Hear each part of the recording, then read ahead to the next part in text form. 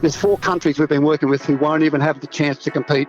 So ethically, Tim, it was a matter of, do I go, don't I go? And I just didn't feel right. And for me, COVID has highlighted the place that sport is in society. It's a nice thing to do, but it's not an absolutely essential thing to do.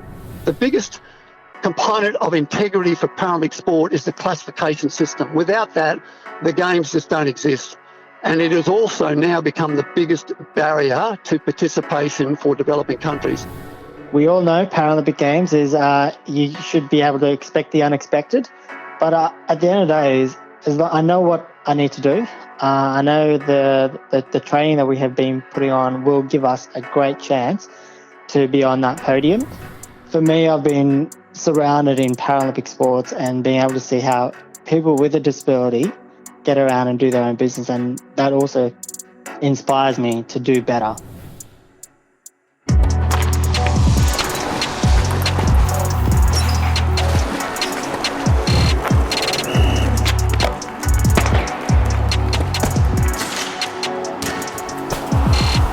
Welcome to Onside, the official podcast of Sport Integrity Australia. Our mission is to protect the integrity of sport and the health and welfare of those who participate in Australian sport. Hello and welcome to Sport Integrity Australia's Clean and Gold podcast series. With the Tokyo Olympics completed and the Paralympics underway, I'm Tim Gavel. Alongside me is the triple Olympic gold medalist from the 2004 Athens Olympic Games, Sport Integrity Australia's Petria Thomas. On today's podcast, we'll be speaking with veteran Paralympic track and field coach Chris Nunn. Chris has served a number of roles in the Paralympic movement, including as the head coach of the Australian track and field team. And Chris has decided not to go to the Tokyo Paralympics. We'll find out why shortly. Also joining us is swimmer Ahmed Kelly, who's competing in his 3rd Paralympics. Ahmed was born with a double arm and leg deficiency. He competes in the 150 metres individual medley. Joining us is the veteran Australian Paralympic coach Chris Nunn. Chris is now the project manager for the Oceania Paralympic Committee. He's also a mentor for the Australian Paralympic shooting team, but has opted not to go to the Tokyo Paralympics. And Chris, you have a variety of roles in the lead up to the Paralympics. I guess, is it hard to be doing it though away from Japan because you're not going across to Tokyo for the Paralympics? Yeah, look, Tim, this is the second time I haven't been involved in a Paralympic Games since 1988. The only other time I didn't go was when I opened my business at McGregor and ran the swim school. But ethically, I couldn't go this time. I really struggled with the concept of the Games going ahead. I really feel desperately sorry for the Japanese community with currently what's going on with the COVID situation, but they've invested billions of dollars in running the Games, but I've been working with the Nippon Sports Science University in developing countries to attract new countries to the Paralympic Games. And I think what these Games have highlighted for me is the difference between the people who have and the people who have not. And you see at the Olympics, I think the reason Australia, in my personal observation, why Australia's done really well is we are a country of haves. We have as many resources as we can get, and I've worked in countries that have nothing. So there's 4 countries we've been working with and invested a lot of time and effort that are not going to be at the Paralympic Games. They cannot get there or get back without a 5-week quarantine, and these people have got minimal amount of work and they just can't afford to do that. So there's 4 countries we've been working with who won't even have the chance to compete.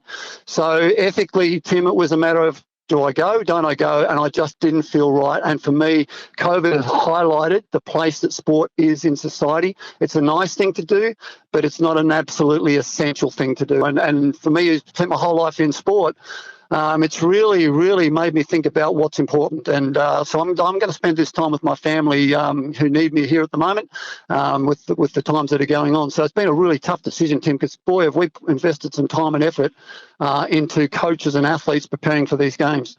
So you're a mentor with the Australian Paralympic shooting team. You're also a project coordinator with Oceania.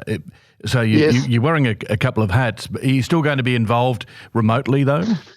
Yes, absolutely. So we have got coaches that are going, and my role in the last few years, as opposed to working with athletes, and Petria will tell you what's involved with coaching elite athletes. It's a full-time effort to do it at that level, but I have loved working with the coaches in the regions, and playing a mentoring role with the Australian Paralympic team has been delightful. In fact, I could have easily said, look, I should be going, but we put in a better place. We had a technical person who had more knowledge around shooting, so to be able to mentor that team and ensure that the athletes that are going in the right headspace, the manager, Kurt Olsen from Shooting Australia, is a terrifically well-organised person. That team will go away well prepared, and I'm completely comfortable that my job is done. I've always argued there's two roles on a team that your job should be done before you get to the games. One is your strength and conditioning coach, and the other is the psychologist. If your psychologist is needed at the games, you've really got to question what they've done in preparation for the athletes, and that's my role as a mentor as well. My job is to prepare them to go and do the job they've done. It's always been my job as a coach to prepare athletes, and now in a mentoring role, I just love the fact that you can prepare it and then step right back and watch people perform and do what they've been prepared to do. So, yes, I'll always be there remotely, but the intent is that I won't have a lot to do, Tim, because the work should be done by now. Nani, you've obviously been around the Paralympic movement for many, many years now and had a number of different roles. Just how have you noticed the professionalism of Paralympic sport improve over the years? Petria, when I first travelled with a team, they used to go away as disability groups. Somebody would select a cerebral palsy team, and then somebody else would pick an amputee team and a wheelchair team and a visually impaired team. And if we go all the way back to 1992, the intellectually impaired athletes even went to a separate city for their games. So now we've got totally integrated sport. And I know as myself and a couple of other coaches really advocated, if we're going to a sporting competition, we need to take away sporting teams. And Australia drove that throughout the 90s. We were so fortunate to have the Paralympic Games here in Australia. And my background, as you may recall, my first wife, Glenys, won an Olympic gold medal. So I saw firsthand the dedication and the discipline that it takes to be at that level. And no one understands that better than you, Petria, with the difficulties and injuries that you overcome to be successful. That discipline is something that you have to expect of your athletes if you're going to be a coach. And so the professionalism in Paralympic sport has moved significantly, and I really take a lot of pride in what Australia did in taking a really professional team of track and field athletes into Sydney. And if you look at the stats, we won 35 gold medals with that team. The next best countries in the world were Germany and America, and they won 16. We were more than twice as good as the rest of the world. So there's an old saying, you either do it first or you do better. I thought we did it first and we did it better, and now the rest of the world's caught up and in many cases gone past. The disappointing part about where Paralympic sport has gone is the fact that we are now doing everything we can to chase the medal. And it's gone away from the initial concept of what the Games was all about, from returning soldiers. There are very, very few quadriplegic athletes now on the Paralympic team.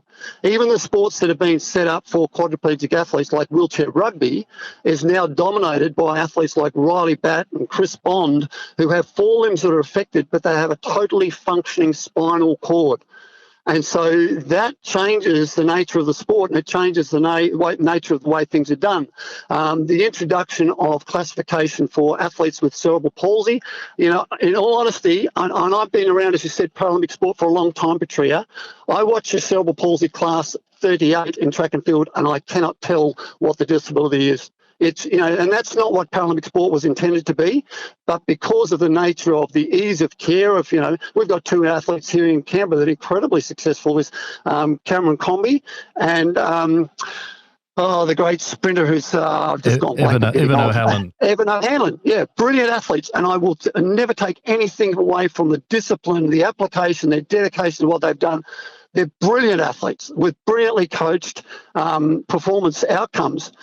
But if you're looking at this from a perspective of the public, you look at those guys and go, well, what's different to them? I represented my country, and both of those athletes well and truly outperform me, and I'm an able-bodied person. So that to me is not quite where the Paralympic movement should have gone. And the other thing, the professionalism, the biggest component of integrity for Paralympic sport is the classification system. Without that, the games just don't exist. And it has also now become the biggest barrier to participation for developing countries. We had an example last year where we had Kiribati come to Australia with an athlete, 2 athletes that need to be classified. Then COVID hit. It cost us $30,000 to accommodate them for 9 months to get them home. So, I mean, we're talking about extraordinary circumstances, but one of these guys was a double leg amputee. You didn't need to bring him halfway around the world to sit in front of a panel of 3 people for 5 minutes to say, oh, you're a double leg amputee. Yes, we knew that. The other gentleman was totally blind, had no vision, and he had to come the same distance. And then just because of the classification system, it took them 9 months, and then COVID hit, 9 months away from their families before they could get home. And now they can't get to the games again because of COVID, because there's no airline that's flying in and out of Kiribati. And the government said, well, if you do leave, you can't come back. So, it's a different landscape we're dealing with. But I am a little disappointed in terms of what Paralympic sport was initially intended by those people who set it up initially. And it is a landscape now for the less disability you have, the higher the chance of you being selected to represent your country. Yeah. And the identification of these athletes is problematic in developing countries, Tim. Chris, you mentioned there, obviously, there is a fair gap between the wealthier countries and some of the countries that you represent in Oceania. Just on the reasons for not going, is it because you don't think the Paralympics should be going ahead in Tokyo because of the pandemic, or is it because of the gap between the richer and poorer countries? It's a bit of both, Tim. I mean, from a personal perspective, it's personally saying, in this current environment where the world has got so many issues, I just don't think the game should have gone ahead. Having said that, the flip side of what I've just said is that it has been such a nice relief to be able to turn on the television and watch athletes rejoice in their sporting performances. I know how hard these athletes have trained, and they deserve every opportunity to go and showcase their wares. So I fully respect that. But it was just a personal choice for me to say the environment is not right. And I just know how hard the Japanese people have worked to get there. And to be able to say that we can't take everybody there is really disappointing. I really do think these games have highlighted the difference between the haves and the have-nots. I guess the biggest disappointment too, Tim, is the lack of respect that some of the athletes are showing to others by saying, oh, my sacrifices are worthwhile.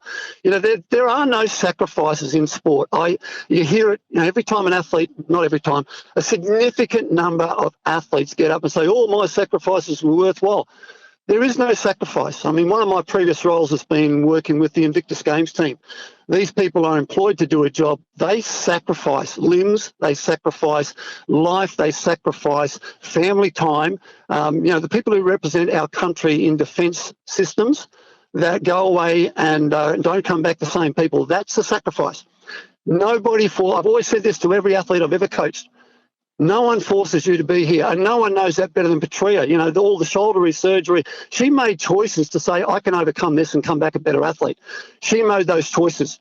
But I can ask Petria, did you feel like it was a choice? Because to me, sacrifice indicates a negativity about what you're doing, and that's the one thing you want to eliminate from an athlete's thinking is anything that's negative. You need them to go into a competition in a positive framework, and I'm sure Petria would agree with me 100%. Yeah, absolutely, Nunny. I'm totally on the same page there, and actually I get similarly frustrated when athletes talk about sacrifices, and it's well and truly your choice. And yeah, I totally agree there. So I think no one makes you do sport. You do it because you love it and you want to achieve something. But there's no sacrifice there. Choices you make to become the best you can be.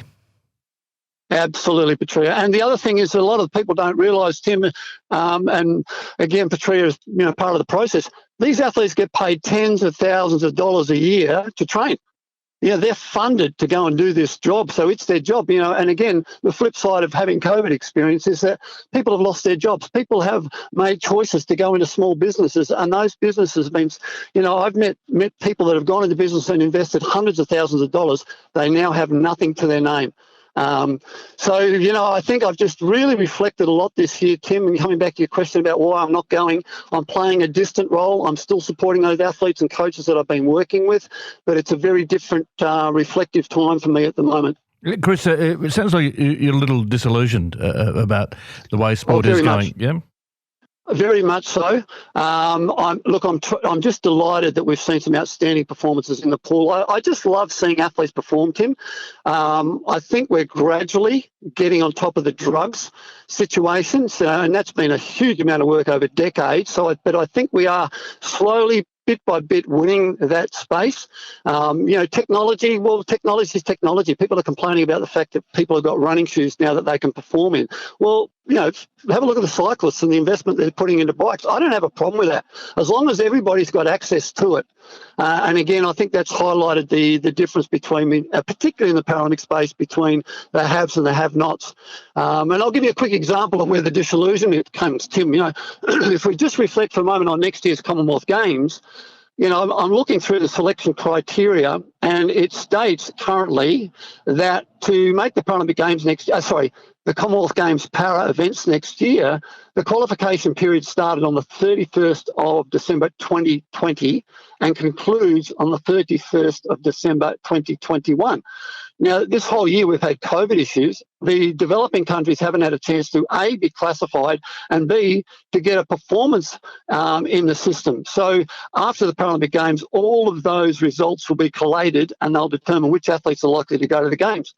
If you want to make the English athletics team, the qualification period opens on the 1st of January 2022 and concludes on the 12th of June next year. So the parity between parasport and able-bodied sport is still a long way from equal, and we're trying to address that now. Otherwise, we're just going to see Australia and England and Canada and a few of those countries that are well developed, they'll turn up and they'll dominate the Commonwealth Games.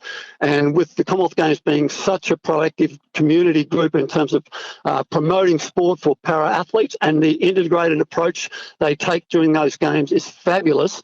We're just going to, we're going to cut off our nose to spite our face if we don't open up the opportunities for para-athletes to A, be classified, and B, to have a chance to compete.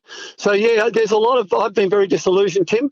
As I keep reiterating, I will never deny an athlete a chance to be the best they can be, and never deny a coach the access to education that will help them produce a better athlete. But boy, we've still got a lot of hurdles to overcome in parasport in terms of getting the right group of athletes there to showcase parasport.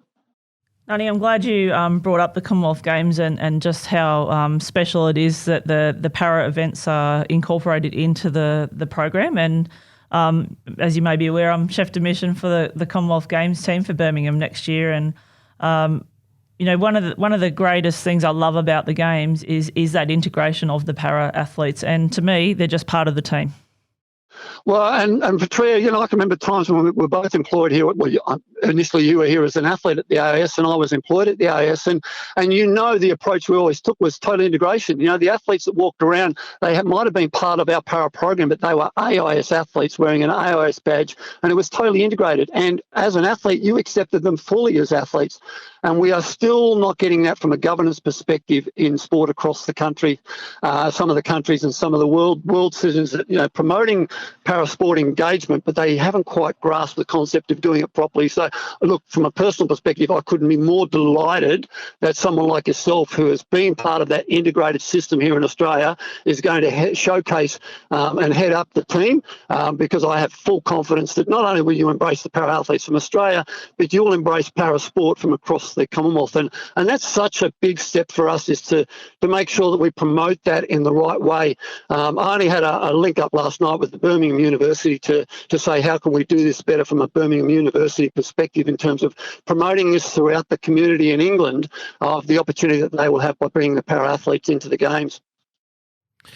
Chris, just before we let you go, are you looking forward to watching the Paralympics and seeing how they turn out? I guess there was a similar amount of nervousness heading into the Olympic Games, and they obviously turned out to be pretty good. I just wonder, have you got the same optimism as you prepare for the Paralympics? I'm going to be really honest, guys. I didn't expect the Olympics to go as well as they have. I think there's been a nice focus on performance and athlete feel and athlete culture. I've loved hearing, Peter Bolt talk about the gratitude that he has for Australia, and he finished fourth at the Games, but it was a joyful moment for him to show his appreciation for his country, and I think what people will realise is the athletes that have talked about sacrifice, they're not the moments that they'll remember the most. It's the gratitude and the team camaraderie and, what the decathlon boys did last night in terms of togetherness and working towards a common goal. Those sorts of things are the things that I've loved. So the games, I'm a sports nut, we know that, and you can't help but get caught up in it all, which is great. I honestly thought there was a chance that the commercial expectations of the Olympics and the agreement they had with the organising committee in Tokyo and the IPC, all of those commitments really have closed off by the end of these games. And I thought if things didn't go well and there was a COVID outbreak amongst the community, they could have easily cancelled the Paralympic Games. I'm 100% confident that won't happen now. So I'm delighted that in the same way that Australian coaches and athletes have had the chance to go and do what they've been training for, so will our para-athletes. And the Australian Paralympics Australia now they're called, have done an outstanding job in ensuring safety and preparing our athletes to go over there and focus on performance in a safe environment. They've done an incredible amount of work behind the scenes. So I'm just hoping that Channel 7 pick up this and showcase it the way they have the Olympic Games because, Tim, people have often said, wouldn't you rather go to the Olympics? And I can honestly say not one of those Paralympic experiences that I've had, and I've been to 8 games, would I swap for an Olympic experience. There is a gratitude that the Paralympic athletes have that is different. I don't hear them talk about sacrifices as much as I do about Olympic athletes. They understand, they've had significant issues in their lives to overcome, and they've chosen to get on with life. A lot of our para-athletes, are BMX riders or quad bike riders or whatever, and they've had accidents, but they've chosen to get on and play sport because that's the nature of their personality. So, look, I am really looking forward to the Paralympic Games now, Tim, for the Australian athletes to get over there. They'll do well. I think they'll do like the Australian Olympic team as, they've outperformed their performances in the last, and they're heading towards the best games ever. I think our Paralympic space is going to be a good space. But again, I want to reinforce it's because we live in a very, very privileged country where we provide and support our athletes way above what many other countries in the world have the opportunity to do. And we have been relatively COVID-free. So our athletes have been able to train in safe environments, whereas other countries have been closed down. And I think if we look at some of the countries, their athletes haven't performed at the Olympics because of the nature of where they've been and the lockups they've had. So we are a very fortunate country, and I just look forward to seeing what our athletes can do at the Paralympic Games. Good on you, mate. Thanks very much for joining us, Chris. Great Always insight a pleasure, into Tim and Petria. Good luck, Petria. So chef de mission for the Commonwealth Games next year for the Australian team, so she's got a huge responsibility. But Chris, once again, thanks very much for joining us. Always a pleasure, Tim. Take care. Thanks, Donnie. Bye. You're listening to Onside, the official podcast of Sport Integrity Australia. Well, joining us now is Paralympic swimmer Ahmed Kelly, who's been selected for his 3rd Paralympics in Tokyo.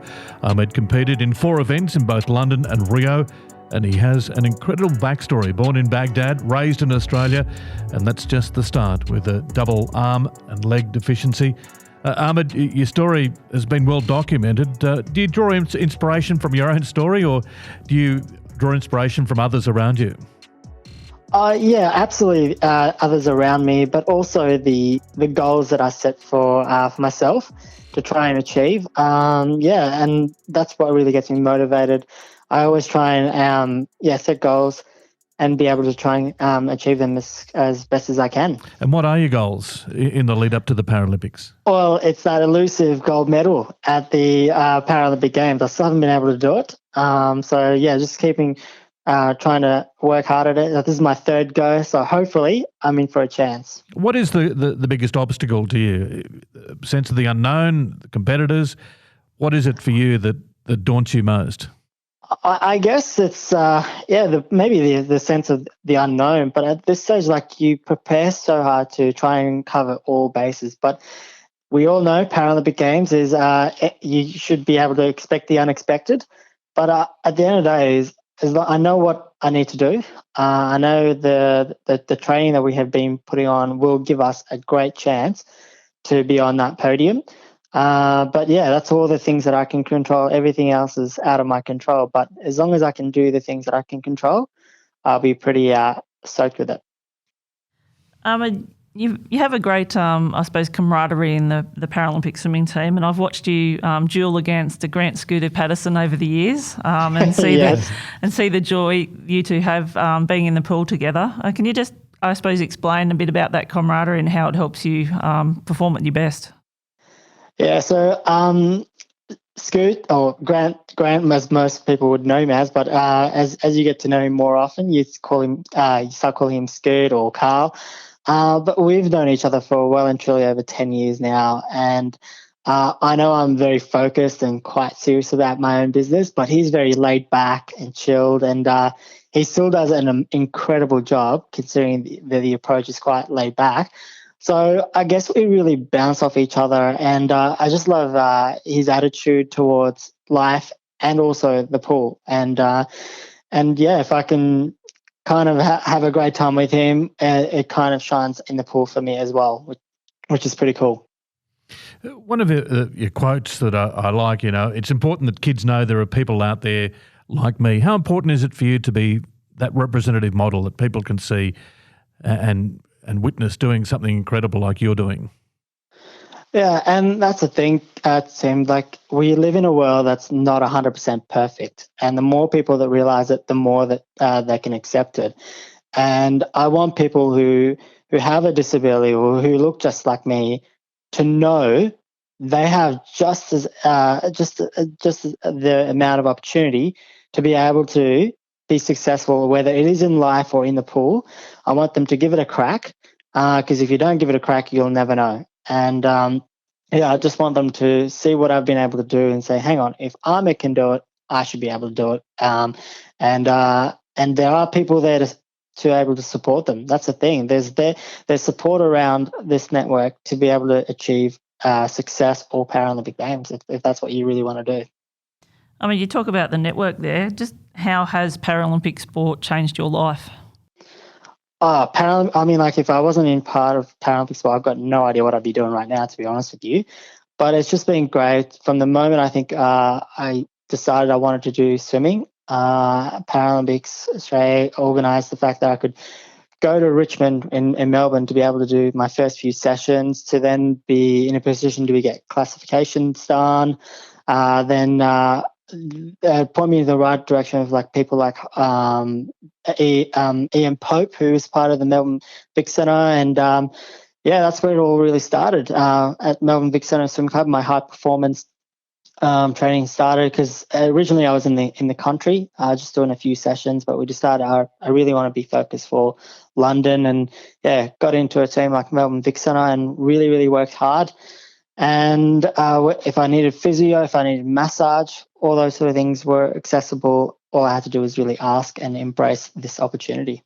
Have you been exposed to many people who are worse off than you? Because you look at you and you think, gee, what you're doing is quite incredible. I'm not sure that I could do it. Have you come across people where you think, gee, that's incredible? Oh, absolutely, Tim. You just don't need to look any further than the Paralympic Games, and you look at the lower class athletes and how they do what they do is incredible.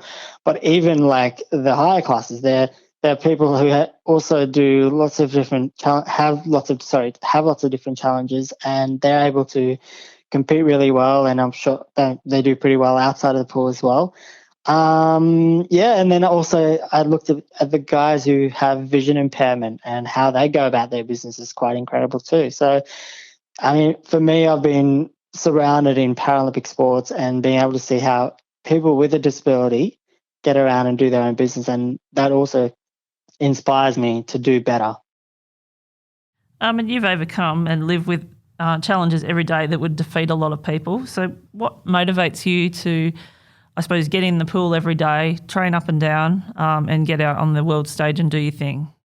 Yeah, that's true. Like, everybody has their challenges and it's quite tough. For me, I do have those challenging days, but again, going back to my goal setting, I'm very determined to try and get on that podium. But luckily enough for me, I went through, in the last 8 months, outside of the COVID situation, I went through a very difficult scenario here. And basically I had amazing family and friends who are able to support me. And sometimes you just need people who really believe in you and to get you back on track to focus on your goals. One of the things you've been doing outside the pool, of course, you've been doing a degree and you want to be a journalist, a sports commentator, and you've done a little bit of work experience at the ABC. So is that something you'd like to do in the future? I've always enjoyed sport, Tim, and I've been very lucky to have the opportunity to work at ABC here in Canberra. And watching how the professionals go about their business was fantastic. And I remember the first few days I was totally out of my league. Even though I did study journalism, but it was great to see them give me the time and show me the skills that they've been able to do so well. So I've really enjoyed it. It's a different side to swimming up and down the pool, but it's probably something that I want to pursue at the end of Tokyo for sure. When you're swimming, do you sometimes commentate to yourself or races Definitely that you're not. watching? No, Races that I you're don't watching? really have that time in the pool to be commentating myself. When you're training? I remember when I do watch, like, let's say the footy or the swimming, I really listen on what the commentators focus on and try and see myself saying similar things to what they are saying. But yeah, just really focus on what they've been able to focus on in a specific pool. Because as an athlete, you have lots of different focuses to be able to perform. But as a broadcast journo, you focus on totally different things as well. So yeah, it's pretty cool. Got to talk for a long time, non-stop. Exactly. You got to learn, and you got to know what you're talking about as well in that sport or whatever you are broadcasting. You have to have a really good knowledge, and that's what I've learned working at ABC. Is that you can never read enough or learn enough. That's for sure. Or ask too many questions, really, too. It's been a pretty challenging last 18 months for everyone all around the world. Obviously, everyone's happy that Tokyo's going ahead and that you guys will be able to get out there and do your thing. What are you expecting when you get over there? Petria, it's going to be one of the strangest games that I'm going to be part of. But as long as I get to wear the green and gold and the gold cap, I'm pretty happy. There's going to be a lot of restrictions, no doubt about that. But if you focus too much on those sort of things, it's going to be quite a tough games. But I'm really trying to focus on performance. The fact that I have the opportunity to wear the green and gold again and swim for Australia is such a great honour. So I'm more focused on those sort of things rather than so much the restrictions. How many events will you eventually compete in? Because once you qualify for one, sometimes you can be slotted into another event. You competed at 4 in London, 4 in Rio. How many have you got in Tokyo? Yeah, so at this stage, given the whole COVID restrictions in place at the moment, we want to attack the best events. And for me, it'll probably be 2 events only at these games. At this stage, it's the 50-metre breaststroke on day 1 and the 150-metre individual medley for the SM3 category on day 4. Day 4, yeah. So when you say 150 metres for an individual medley, how does that work? So with the lower class, they deem butterfly to be a really tough stroke for us to complete because because of the butterfly kick action. It's very difficult for us to do that. So they get rid of the butterfly leg and we all start on the backstroke leg, breaststroke, and finish off with freestyle. So my freestyle is a little bit different to everybody else. So it's more that butterfly action with the arms, but a double breaststroke kick. Hence why it was a freestyle event, not a butterfly event, because of that double breaststroke kick. Having watched you swim a lot, you use a lot of energy when you're swimming. Unfortunately, all my strokes use a lot of energy, and I've got to work really, really hard in training to make sure I'm fit enough to get through those 3 grueling strokes, because they're not very fluent strokes. Neither of them are fluent strokes. It's almost like a stop-start action, but it's one of those challenges, and I'm prepared to work really hard to make sure I can get over the line as fast as I can. What are your plans post-Tokyo, Ahmed? Are you going to keep going for another go-around? Well, I haven't really thought that far. At this stage, I will be. But depending on the results in Tokyo, then I'll make a final decision. So if you go really well? Why stop? Why stop? If you're on a roll, you keep going until your body tells you, okay, it's enough. Good on you. Thanks very much for joining both Petria and myself. It's been great having a chat to you, Ahmed, and all the best in Tokyo. Thank you so much, Simon. Thank you so much, Petria. It's great to be on board. All the best, Ahmed. Hello, my name is Katrina Cicchini, previously known as Katrina Lewis. I am a two-time medalist at the 2004 and 2008 Paralympic Games for swimming. I am classed as an S10. I have cerebral palsy over my right side. I started my career at the age of 14, with the Commonwealth Games being my first international games, followed by World Championships in Argentina in 2002. I then continued to represent Australia consistently until 2010. I currently work in the assessment and review team at Sport Integrity Australia, and I passionately strive to make athletes safer and protected within sport. My top tips to staging a clean and gold are: there is no wrong in always checking what you consume. Be firm, set limits, and stick to them. Have a strong sense of self-worth and self-respect. Increasing control over one's life makes the path for success. And only you are responsible for you. Thanks for listening to Sport Integrity Australia's Clean and Gold podcast series. I'm Tim Gavel alongside the triple Olympic gold medalist Petria Thomas, and we'll be back in the next couple of weeks to have a look at the Paralympics, and I'm sure they're going to be successful. See you soon. You've been listening to Onside, the official podcast of Sport Integrity Australia. Send in your podcast questions or suggestions to media@sportintegrity.gov.au.